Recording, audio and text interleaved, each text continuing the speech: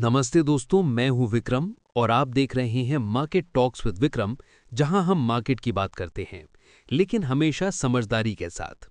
कभी सोचा है, एक स्पीच, एक लाइन और पूरा मिडिल ईस्ट का मूड बदल जाए? क्या होता है जब एक लीडर स्टेज पर आकर ऐसी बात बोल देता है जो किसी ने एक्सपेक्ट ही नहीं की थी, और सब लोग बस चुप हो जाते हैं। आज की वीडियो में हम बात करने वाले हैं एक ऐसे ही मोमेंट की जहां डोनाल्ड ट्रंप ने इजरायली पार्लियामेंट में अपना लंबा स्पीच दिया, लेकिन बीच में कुछ ऐसा कह दिया जिससे पूरी दुनिया का अटेंशन एकदम से उसी तरफ चला गया। हम देखेंगे कैसे उन्होंने अपनी अचीवमेंट्स गिनाई, किस टोन में ईरान का जिक्र किया और किस तरह नोबेल पीस प्राइज तक बात पहुंच गई। मतलब पॉलिटिक्स, पावर और परसेप्शन सब एक फ्रेम में आ गए। और हां, एंड में एक ट्विस्ट भी आया, जहां इंडिया पाकिस्तान सीज फायर तक उन्होंने अपना क्रेडिट ले लिया, पर उस पर एक्चुअल स्टोरी क्या थी वो भी समझेंगे। तो वीडियो को लास्ट तक जरूर देखिए, क्योंकि ये कहानी सिर्फ एक स्पीच की नहीं है, बल्कि उस इम्पैक्ट की है जो एक लाइन, एक स्टेज और एक लीडर क्रिएट कर सकता है। और अगर आप नए व्यूअर हैं तो चैनल को सब्सक्राइब करना बिल्कुल मत भूलिएगा, क्योंकि यहां हर दिन मिलती है प्री मार्केट और मार्केट से जुड़ी सबसे बड़ी अपडेट्स का सिंपल और समझदार एनालिसिस, जो आपके ट्रेडिंग और इन्वेस्टिंग डिसीजंस में काफी काम आ सकता है। और हां, अगर आपको ये वीडियो इन्फॉर्मेटिव लगती है तो एक लाइक जरूर कर दीजिए, कमेंट में अपनी ओपिनियन लिखिए। मुझे सच में अच्छा लगता है जब आपके थॉट्स पढ़ता हूं। और वीडियो को शेयर भी करिए उन लोगों के साथ जो मार्केट या ग्लोबल न्यूज में इंटरेस्ट रखते हैं।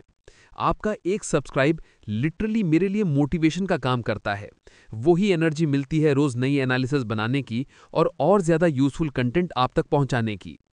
तो आज का सीन थोड़ा अनएक्सपेक्टेड था।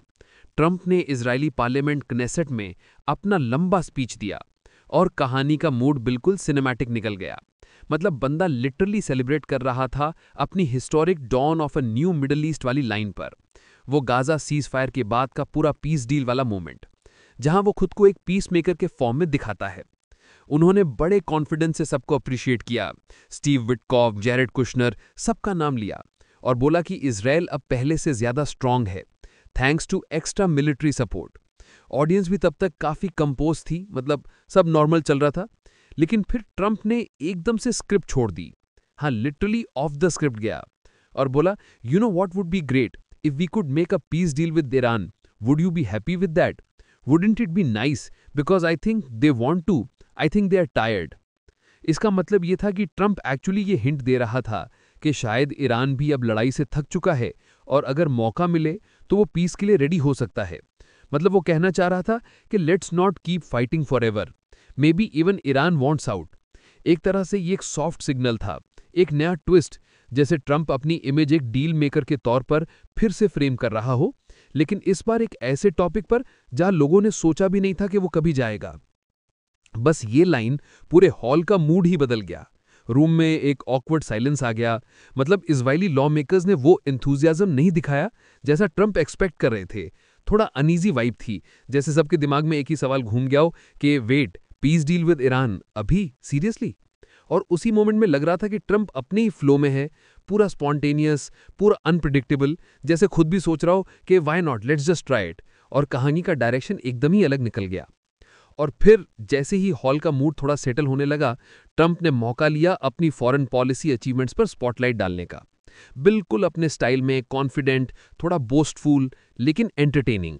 उन्होंने बोला कि उनकी एडमिनिस्ट्रेशन ने ईरान के न्यूक्लियर साइट्स डिस्ट्रॉय कर दिए थे और वही सब उनके अकॉर्डिंग गाजा सीज फायर तक पहुंचने का रास्ता बना। मतलब उसके हिसाब से पूरा चेन रिएक्शन था, न्यूक्स डाउन, पीस अप। फिर उन्होंने अपनी टीम को भी ओपनली अप्रिशिएट किया। Secretary of state Marco Rubio का नाम लिया और डिफेंस सेक्रेटरी पीट हेग्जर्थ को थोड़ा मजाक में सेक्रेटरी ऑफ वॉर बोल दिया। ऑडियंस ने थोड़ा लाफ किया, लेकिन टोन में एक प्राउड वाला वाइब था, जैसे कह रहे हो कि देखिए मेरी टीम ने काम कर दिखाया। उससे पहले क्नेसेट के स्पीकर अमीर ओहाना ने भी एक जबरदस्त स्पीच दी थी। उन्होंने ट्रंप को ओपनली प्रेज किया, बोला there is no one more deserving of the Nobel peace prize than you, और ऐड भी कर दिया कि इजराइल नेक्स्ट ईयर उनका नाम नोबेल के लिए नॉमिनेट करेगा। सीन में थोड़ा इमोशनल एनर्जी थी, मतलब प्रॉपर अप्लॉज मोमेंट था। लेकिन फिर यायर लैपिड, अपोजिशन लीडर, ने एक थोड़ा सरकास्टिक कमेंट मारा।